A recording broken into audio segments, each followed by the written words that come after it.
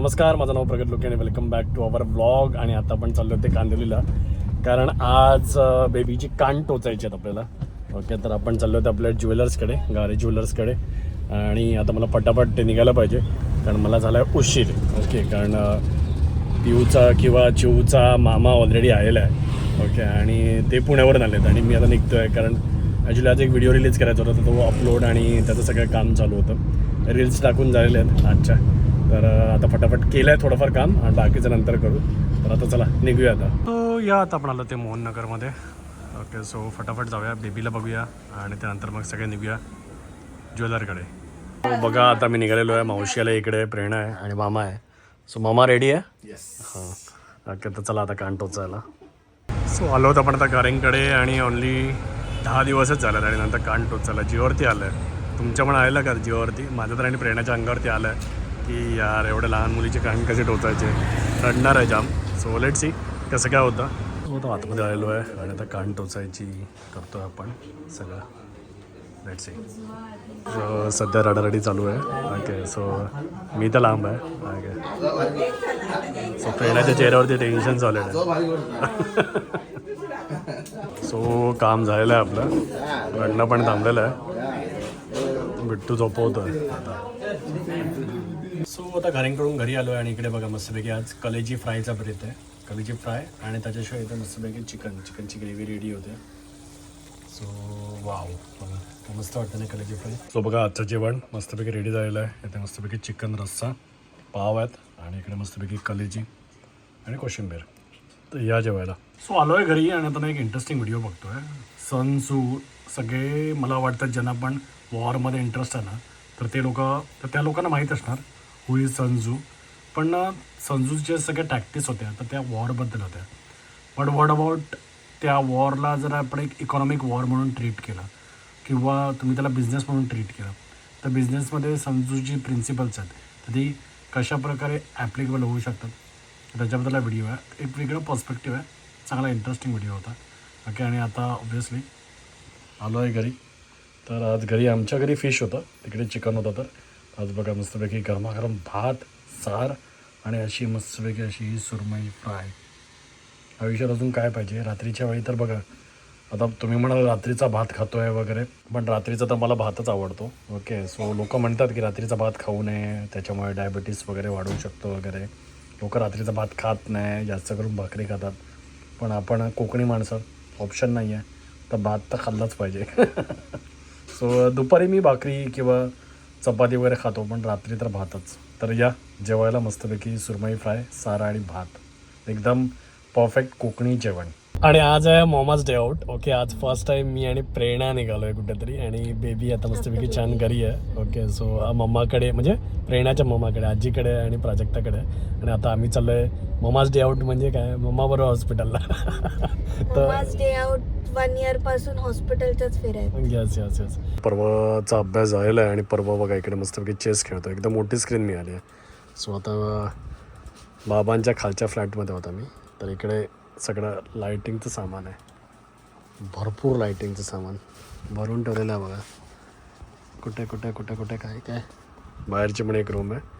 पण परवाने मस्त चेस पकडलेला आहे. बरोबर, तू आणि मी अगेन्स्ट खेळू शकतो का? असं काय ऑप्शन आहे का? आणि तुम्हाला हा भोंगा आठवतो का? बघा ना, हा लहानपणी प्रचारासाठी मोठ्या प्रमाणात यूज केला जायचा. आत्ता मला BMC इलेक्शनचे प्रचार चालू आहेत सगळे. MNSचं दिसलं, शिवसेनेचं, काँग्रेसचं. तर पूर्वीच्याकडे हा मस्तपैकी जीपवरती 2 साईडला 2 लावायचे आणि मोठ्या आवाजात प्रचार व्हायचा. त्याची आठवण झाली. काय म्हणता? सो आता मी आणि पर्व चेस खेळतो आहे. माझे व्हाईट आहेत, पर्वचे ब्लॅक आहेत. पर्व काय वाटतं कोण जिंकणार? तुला पण नाही आहे ते? तुम्हाला काय वाटतं कोण जिंकणार? व्हाईट जिंकणार की ब्लॅक जिंकणार? Do let me know. So आता पर्व चेक अँड मेट झालेला आहे. ओके, सो पण पर्व खूप चांगला खेळला. गुड जॉब पर्व, मस्त खेळलास तू. ओके, सो बघा टफ फाईट दिलेली आहे. असा काय खूप डिफरन्स नव्हता. मी एका पॉनने फक्त वजीर बनवला त्याच्यामुळे, बाकी मी एक घोडाच प्लस होतो.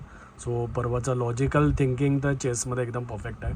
आता फक्त त्याला स्ट्रॅटजी आणि प्रत्येक जो पॉन आहे किंवा घोडा आहे किंवा हत्ती आहे, तर त्याचा इम्पॉर्टन्स काय आहे की इंच लढवायचं, कुठेही एकही मिस्टेक करायची नाही.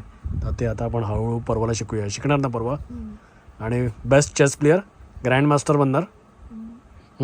ओके, सो परवाचं ट्रेनिंग चालू करूया. आता परवाला दहिसरला घेऊन जाऊया, कारण माझे पप्पा पण भरपूर चांगले चेस खेळतात, तर त्यांच्याकडूनच मी शिकलो आहे. आणि आता प्रणीश पण शिकतो. आणि आता नेक्स्ट नंबर आहे परवाचा. ओके परवा, आर यू रेडी? यस, परवा रेडी आहे. पण आता परवाला वरती घेऊन जाऊया. परवाची 5ला एक्झाम आहे, तर आता अभ्यास करूया वरती जाऊन जेवण झाल्यावर. ओके चला आता जेवायला वरती. आणि इकडे बघू शकता प्रेरणाच्या बाबांचा संसार, म्हणजे दुसरा संसार असं म्हणू शकता. सगळं साऊंडचं सामान आहे. ओके, सो ते बरेचसे प्रोफेशनल असे मोठमोठे इव्हेंट पण करतात. आणि बघा ना, हे जुने जुने फोटो, आणि त्याच्यामध्ये एक फोटो आहेत माननीय हिंदू सम्राट बाळासाहेब ठाकरे यांचा. सो असे फोटो तुम्हाला जे जुने शिवसैनिक आहेत ना, त्या सगळ्यांच्या घरामध्ये दिसणार.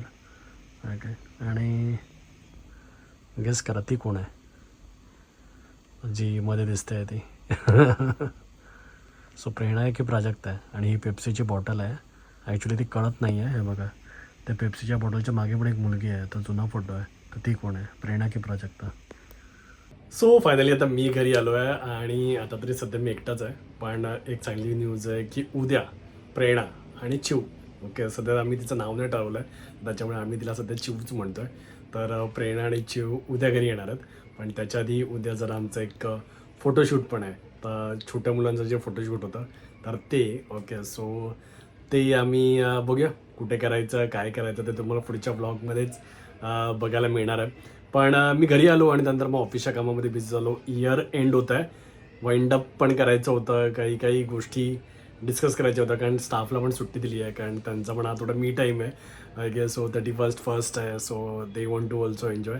तर म्हटलं चला एन्जॉय करा तुम्ही पण. एनिवे मी पण बिझी असणार आहे, कारण ऑफकोर्स प्रेरणा आणि चिव घरी येतात, आणि त्याच्यामुळे I will be busy with that. Photoshoot पण आहे. त्याच्याशिवाय अजून एक गोष्ट आहे ती प्लॅन करतो आहे, तर मला त्याच्यासाठी काही मीटिंग्स आहेत. ओके, सो त्या मीटिंग्समध्ये आय विल गेट बिझी.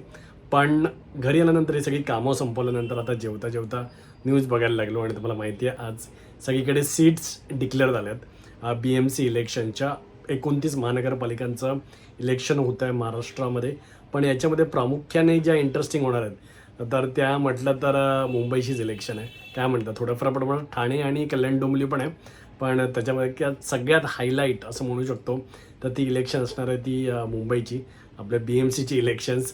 कारण कुठेतरी ठाकरे फॅमिलीसाठी ही करोवा मरोची इलेक्शन आहे, आणि त्याच्यामुळे सगळे त्यांचे ते प्रयत्न पण आहेत ते पण एकदम निकराने चालू आहेत. आणि म्हणजे लिटरली म्हणजे ते बाकीच्या ज्या BMC इलेक्शन्स त्याच्यावरती फोकस पण नाही करत आहेत तेवढे.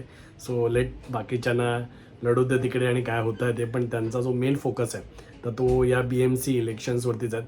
आत्ताच मी न्यूजमध्ये बघितलं की राजसाहेब आता मातोश्रीवरती गेले, आणि त्यांचं तर डिस्कशन चालेल, कारण आता सीट्स डिक्लेअर झाल्या आहेत.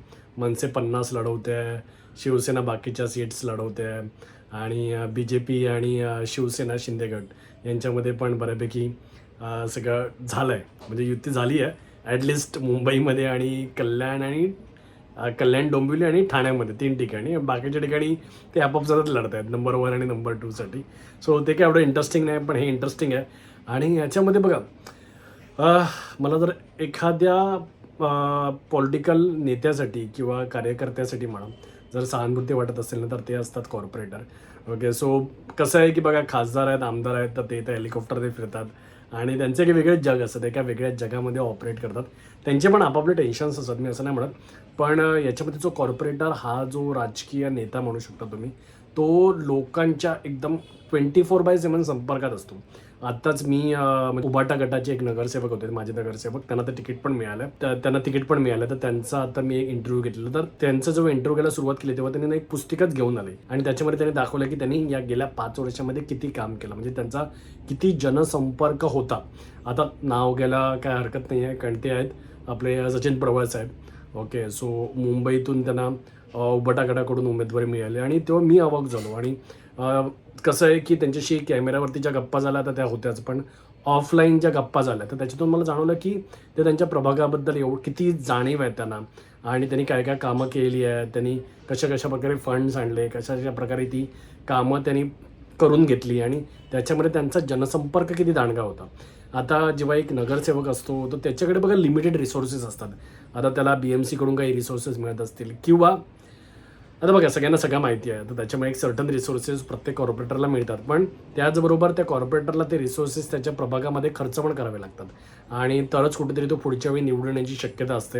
अशा वेळी जर मग पक्षांतर झाली किंवा सीट्स इकडे तिकडे झाल्या, म्हणजे युती झाली आणि त्याच्यानंतर मग ती जी सीट आहे ती दुसऱ्या पक्षाकडे गेली आणि ते दुसऱ्या पक्षात आहे, तर अशा वेळी जे कॉर्पोरेटर म्हणजे त्यांनी एवढी मेहनत केलेली असते आणि त्यानंतर मग त्यांनी एवढे पैसे वेळ त्याच्यामध्ये इन्व्हेस्ट केलेले असते आणि त्यांना मग ज्यावेळी तिकीट मिळत नाही, ओके, तर त्यावेळी त्यांची जी अवस्था होते ना, तर कुठे ना कुठेतरी आता मे बी त्यांच्याशी गप्पा मारून मला त्याची जाणीव झाली, ओके.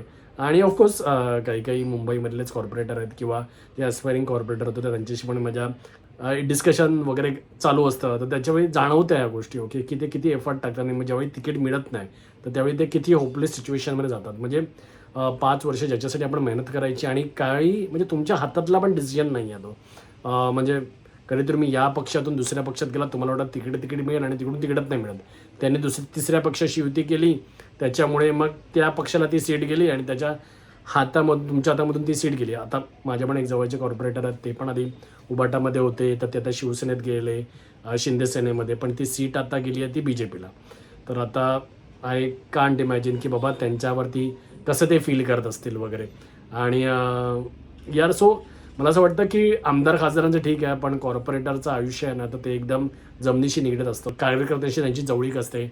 आणि बघा भ्रष्टाचाराबद्दल म्हणाल ना, तर सगळेच पॉलिटिकल नेते थोड्याफार प्रमाणात भ्रष्ट असतात आणि त्यांनी जर त्या गोष्टी मी समर्थन करत नाही आहे, समजून घ्या, पण त्या जर गोष्टी जर त्यांनी नाही केल्या तर ते फंड्स कुठून आणणार, ओके. आणि आता तुम्हाला दिसतं आहे की ज्या प्रकारे महाराष्ट्रामध्ये ज्या प्रकारचं पॉलिटिक्स चाललेलं आहे, तर कोणाला पक्षाशी मॅटर नाही करत आहे, ओके. सो हा बेसिकली एक फंड्सचा किंवा रिसोर्सेसचाच पॉलिटिक्स आलेला आहे, ओके. सो ज्या पक्षाकडे जास्त रिसोर्सेस आहेत, जास्त फंड्स आहेत, तो पक्ष निवडून येण्याची शक्यता जास्त आहे, ओके. आणि तो रिसोर्सेस असल्यामुळे दुसऱ्या पक्षातले जे चांगले कॅन्डिडेट आहेत तो आपल्याकडे खेचतो, ओके. कारण माझे रिसोर्सेस आहेत, माझ्याकडे या, तर माझे रिसोर्सेस पण वापरा, प्लस तुम्हाला तुमचे रिसोर्सेस क्रिएट करता येतील.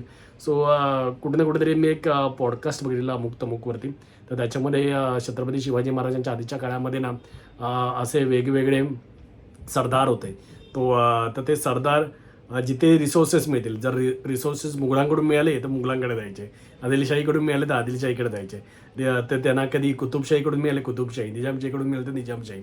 सो त्यांची लॉयल्टी चेंज होत राहायची. तर तसंच काहीचा प्रकार आता महाराष्ट्रामध्ये सुरू झालेला आहे, ओके. आयडियोलॉजी वगैरे काही राहिलं नाही असंच म्हणायची वेळ आहे, ओके. कारण यस म्हणजे असेल आयडियोलॉजी थोडीफार, तर बघा मी तर आयडियोलॉजिकली माझे जे बिलीफ्स आहेत, ओके, तर त्याच्यावरती नेहमी स्ट्रॉंग राहणारा व्यक्ती आहे. पण मी तर एक सामान्य वोटर आहे. आता जेव्हा मे बी एखादी व्यक्ती पॉलिटिक्समध्ये असते, तर मे बी त्याची आयडियोलॉजी स्ट्रॉंग असेल, तो राईट विंग असेल, लेफ्ट विंग असेल, पण त्याला तिथे टिकून पण राहायचं आहे, त्याला त्याचं अस्तित्व पण टिकवायचं आहे. मग त्यावेळी तो आयडियोलॉजीबरोबर कॉम्प्रोमाइज करणार आणि कसं काही करून पॉलिटिक्समध्ये टिकवण्याचा प्रयत्न करणार. थोड्याफार प्रमाणात मला सहानुभूती नेहमीच राहील ज्या नगरसेवकांना तिकीट नाही मिळालं, आणि ज्या नगरसेवकांना तिकीट मिळालं त्यांना बेस्ट ऑफ लक.